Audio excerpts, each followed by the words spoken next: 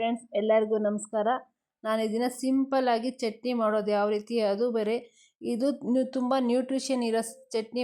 ಬೇಗನೆ ಮಾಡ್ಬೋದು ಮತ್ತು ಬೆಳಗ್ಗೆ ಅಂತೂ ಬೇಗ ಬ್ರೇಕ್ಫಾಸ್ಟ್ಗೆ ರೆಡಿ ಮಾಡ್ಬೋದು. ಅದು ಯಾವುದು ಏನು ಅಂತ ನೋಡಬೇಕಂದ್ರೆ ಈ ವಿಡಿಯೋ ಕಂಟಿನ್ಯೂ ಆಗಿ ನೋಡಿ, ಎಲ್ಲಿ ಸ್ಕಿಪ್ ಮಾಡಬೇಡಿ. ಅದೇ ರೀತಿ ಕೆಲವೊಂದು ನ್ಯೂಟ್ರಿಷನ್ ನಾವು ವೇಸ್ಟ್ ಮಾಡ್ಕೊಳ್ತಾ ಇರ್ತೀರಿ, ಅದನ್ನು ಯಾವ ರೀತಿ ಸೇವ್ ಮಾಡ್ಕೊಳ್ಬೇಕನ್ನೋ ಸಹ ಈ ವಿಡಿಯೋದಲ್ಲಿ ತಿಳಿಸ್ಕೊಡ್ತೀನಿ. ಇಡ್ಲಿ ಮಾಡ್ತಾಯಿದ್ದೀನಿ ಟಿಫನ್ಗೆ ಅಂದ್ಬಿಟ್ಟು, ಮತ್ತು ಚಟ್ನಿಗೆ ಕಡಲೆ ಬೀಜ ಇಟ್ಟಿದ್ದೀನಿ. ಸೊ ನಾನು ನಿಮಗೆ ಇಂಪಾರ್ಟೆಂಟಾಗಿ ನೋಡಿಸ್ಬೇಕೇನೆಂದರೆ ಚಟ್ನಿ ಬಗ್ಗೆ ನೋಡಿಸ್ಬೇಕು. ನಾವು ಡೈಲಿ ಯಾವ ರೀತಿ ಚಟ್ನಿಗೆ ಎಲ್ಲ ಇಂಗ್ರೀಡಿಯೆಂಟ್ಸ್ ಹಾಕ್ಕೊತೀರೋ ಅದೇ ರೀತಿ ನಾನು ಎಲ್ಲ ಇಂಗ್ರೀಡಿಯೆಂಟ್ಸ್ ಹಾಕ್ಕೊಂಡು ಸಿಂಪಲ್ಲಾಗಿ ಯಾವ ರೀತಿ ಟೇಸ್ಟಿಯಾಗಿ ಚಟ್ನಿ ಮಾಡೋದು ನೋಡಿಸ್ತಾ ಇದ್ದೀನಿ. ಏಕೆಂದರೆ ಬಡವರ ಬಾದಾಮಿ ಕಡಲೆ ಬೀಜ ಅಂತ ಪ್ರತಿಯೊಬ್ಬರಿಗೂ ಗೊತ್ತೇ ಇರುತ್ತೆ. ಅದನ್ನು ಸಿಂಪಲ್ಲಾಗಿ ಈಸಿಯಾಗಿ ಯಾವ ರೀತಿ ಮಾಡಬೇಕು ಮತ್ತು ನ್ಯೂಟ್ರಿಷನ್ಸ್ ಯಾವ ರೀತಿ ಯೂಸ್ ಮಾಡ್ಕೊಳ್ಬೇಕು ಅನ್ನೋದ್ರ ಬಗ್ಗೆ ನಿಮಗೆ ತಿಳಿಸ್ತಾ ಇದ್ದೀನಿ. ಓಕೆ ಫ್ರೆಂಡ್ಸ್, ನೋಡಿ ನಾನು ಅದನ್ನು ಇನ್ನೂ ಹುರಿತಾ ಇದ್ದೀನಿ. ಆಲ್ರೆಡಿ ಇಡ್ಲಿ ಇಡೋದಕ್ಕೆ ಟೈಮ್ ಆಯಿತು. ಓಕೆ, ಇಡ್ಲಿಗೆ ಇಡೋಣ. ಸೊ ಫ್ರೆಂಡ್ಸ್, ನಾನು ಇದನ್ನು ನಿಮಗೆ ಇಡ್ಲಿಗೆ ಯಾವ ರೀತಿ ಮಾಡ್ತಾಯಿದ್ದೀನಿ ಅಂತ ನೋಡಿಸ್ತೀನಿ. ಯಾಕೆಂದರೆ ಡೈಲಿ ನಾವು ಎಲ್ಲನೂ ಕೈಯಲ್ಲಿ ಎತ್ಕೊಂಡು ಪ್ಲೇಟ್ಸು ಮತ್ತು ಅದರಲ್ಲಿ ಇಡ್ಲಿ ಹಿಟ್ಟು ಹಾಕಿ ಇಡ್ತೀರಿ. ಬಟ್ ನಾನು ಈ ಬಾರಿ ಡೈರೆಕ್ಟ್ ಹಾಗೆ ಹಾಕ್ತಾಯಿದ್ದೀನಿ. ಇದು ಒಂದು ಟಿಪ್ಸ್ನ ಫಾಲೋಡ್ ಆಗೋಣ ಅಂದ್ಕೊಂಡಿದ್ದೀನಿ. ನೋಡೋಣ ಏಕೆಂದರೆ ಯಾವ ರೀತಿ ಇರುತ್ತೆ ಅಂತ. ದಿನಾನೂ ಹೊಸದನ್ನ ಪ್ರಯೋಗ ಮಾಡ್ತಾಯಿದ್ರೆ ಬೆಸ್ಟು ಅಂತ ನನ್ನ ಅಭಿಪ್ರಾಯ. ನಿನ್ನ ಅಭಿಪ್ರಾಯ ಏನು ಅಂದ್ಬಿಟ್ಟು ಪ್ರತಿಯೊಬ್ಬರು ಕಾಮೆಂಟ್ ಮಾಡಿ ತಿಳಿಸಿ. ಬನ್ನಿ ಸ್ಮೂತಾಗಿ ಯಾವ ರೀತಿ ಮಾಡ್ತಾಯಿದ್ದೀನಿ ಅಂತ ನೋಡೋಣ. ನೋಡಿ, ಎಣ್ಣೆ ಹಚ್ತಾ ಇದ್ದೀನಿ. ಏಕೆಂದರೆ ನಾನು ಈಗ ತಾನೇ ಪ್ಲೇಟ್ ಇಟ್ಟಿರೋದ್ರಿಂದ ಬ್ರಷ್ ಏನೂ ಆಗೋದಿಲ್ಲ, ಪ್ಲಾಸ್ಟಿಕ್ಕು ಏನೂ ಆಗೋದಿಲ್ಲ ಅಂದ್ಬಿಟ್ಟು ಎಣ್ಣೆ ಹಚ್ಚಿದ್ದೀನಿ. ಈಗ ಅದರೊಳಗಡೆ ನಾನು ಹಿಟ್ಟು ಹಾಕ್ತೀನಿ, ಅಂದರೆ ಇಡ್ಲಿ ಹಿಟ್ಟು ಹಾಕ್ತೀನಿ. ಯಾಕಂದರೆ ನಾನು ಇದನ್ನು ನೋಡಿಸ್ತಾ ಇರೋದು, ಕೆಲವೊಮ್ಮೆ ನಾವು ನೀರು ಜಾಸ್ತಿ ಕಾದ್ಬಿಟ್ಟಾಗ ನಾವೇನಾದರೂ ಈ ಪ್ಲೇಟ್ ಇಡೋಕ್ಕೋದ್ರೆ ಕೈ ಸುಡುತ್ತೆ.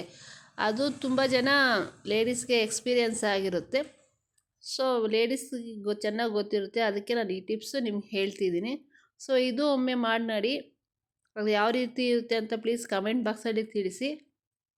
ನಾನು ಈ ದಿನ ನೋಡಿ, ಇದನ್ನೂ ಅಷ್ಟೇ ನಾನು ಕೈಯಲ್ಲಿ ಎತ್ಕೊಂಡು ಎಣ್ಣೆ ಮಾತ್ರ ಉಜ್ತಾ ಇದ್ದೀನಿ. ಮತ್ತು ಅದ್ರ ಮೇಲೆ ಇಟ್ಬಿಟ್ಟು ನಾನು ಇಡ್ಲಿಗೆ ಹಾಕ್ತೀನಿ. ಸೊ ಇದನ್ನು ಯಾಕೋ ಗೊತ್ತಿಲ್ಲ, ಟ್ರೈ ಮಾಡೋಣ ಅಂದ್ಕೊಂಡೆ, ಅದಕ್ಕೆ ನಾನು ಟ್ರೈ ಮಾಡ್ತಾಯಿದ್ದೀನಿ. ಸೊ ಅದು ಯಾವ ರೀತಿ ಇರುತ್ತೆ ಏನು ಅಂದ್ಬಿಟ್ಟು ನಿಮಗೆ ಲಾಸ್ಟಲ್ಲಿ ತಿಳಿಸ್ಕೊಡ್ತೀನಿ. ಸೊ ನೋಡಿ, ಇಡ್ಲಿ ಹಿಟ್ಟು ಹಾಕ್ತಿದ್ದೀನಿ.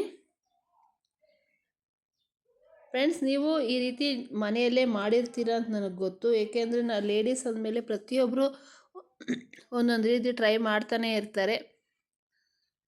ನಿಮ್ಮ ಅಭಿಪ್ರಾಯ ಏನು ಅಂದ್ಬಿಟ್ಟು ಕಮೆಂಟ್ ಬಾಕ್ಸಲ್ಲಿ ಶೇರ್ ಮಾಡಿ.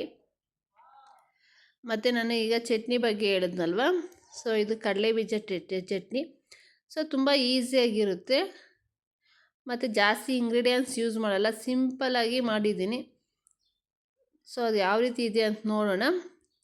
ಅದಕ್ಕೂ ಮುಂಚೆ ಬಡವರ ಬಾದಾಮಿ ಕಡಲೆ ಬೀಜ ಅಲ್ವಾ, ಸೊ ಇದನ್ನೊಂದು ಟಿಪ್ಸ್ ಹೇಳಬೇಕು ಅಂದ್ಕೊಂಡಿದ್ದೀನಿ.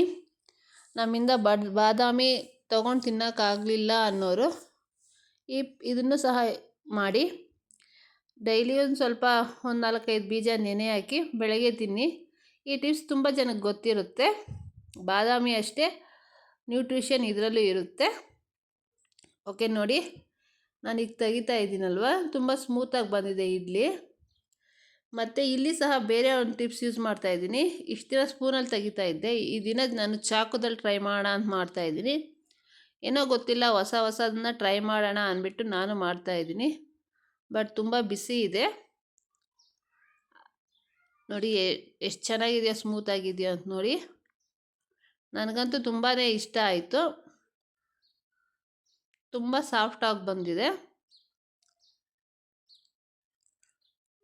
ನೀವು ಅಂದ್ಕೊಳ್ಬೋದು, ಮನೇಲಿ ಟ್ರೈ ಮಾಡ್ಬೋದು, ಯಾವ ರೀತಿ ಬರುತ್ತೆ ಅಂತ ನಿಮ್ಮ ಒಪಿನಿಯನ್ ಶೇರ್ ಮಾಡ್ಬೋದು. ನಾನೊಂದು ಹಳ್ಳಿ ಲೈಫ್ ಸ್ಟೋರೀಸ್ ಹೇಳಿದ್ನಲ್ವ, ಕಡಲೆ ಬೀಜದಾಗಲಿ ಈ ಥರದ್ದು. ಸೊ ನೀವು ಮನೇಲಿ ಟ್ರೈ ಮಾಡಿ ಪ್ಲೀಸ್. ಓಕೆ ಫ್ರೆಂಡ್ಸ್, ನೋಡಿ ಈಗ ನಾನು ಕಡಲೆ ಬೀಜ ಇಲ್ಲೇ ಹಾಕ್ಕೊಳ್ತಾ ಇದ್ದೀನಿ. ನಾನು ಸಿಪ್ಪೆ ತೆಗೆದಿಲ್ಲ, ಏಕೆಂದರೆ ಸಿಪ್ಪೆ ತೆಗೆಯೋದ್ರಿಂದ ನ್ಯೂಟ್ರಿಷನ್ ಎಲ್ಲ ಹಾಳಾಗುತ್ತೆ ಅಂತ ಹೇಳಿದ್ರು. ಮತ್ತು ಇದು ನಾನು ಸಿಂಪಲಾಗಿ ಮಾಡ್ತಾ ಇರೋದಕ್ಕೆ ಪುದೀನ, ಬೆಳ್ಳುಳ್ಳಿ ಮತ್ತು ಒಂದು ಸ್ವಲ್ಪ ಕೊತ್ತಂಬರಿ ಮತ್ತು ಒಂದು ಸ್ವಲ್ಪ ಹಸಿಮೆಣಸಿನ್ಕಾಯಿ ಹಾಕ್ಕೊಳ್ತೀನಿ. ಫ್ರೆಂಡ್ಸ್, ಪ್ರತಿಯೊಂದರಲ್ಲಿ ಒಂದೊಂದು ನ್ಯೂಟ್ರಿಷನ್ ಇದೆ. ಹಳ್ಳಿ ಭಾಗದಲ್ಲಿ ಇದನ್ನು ಬೆಳೆದ್ಕೊಂಡು ಸಹ ಬೆಳ್ಕೊಳ್ತೀರಿ. ಸೊ ಓಕೆ, ಒಂದು ಸ್ವಲ್ಪ ಉಪ್ಪು ಆ್ಯಡ್ ಮಾಡಿದ್ದೀನಿ ನೋಡಿ. ಇಷ್ಟು ಈ ರೀತಿ ನಾವು ರುಬ್ಕೊಂಡ್ರೆ ಸಾಕು.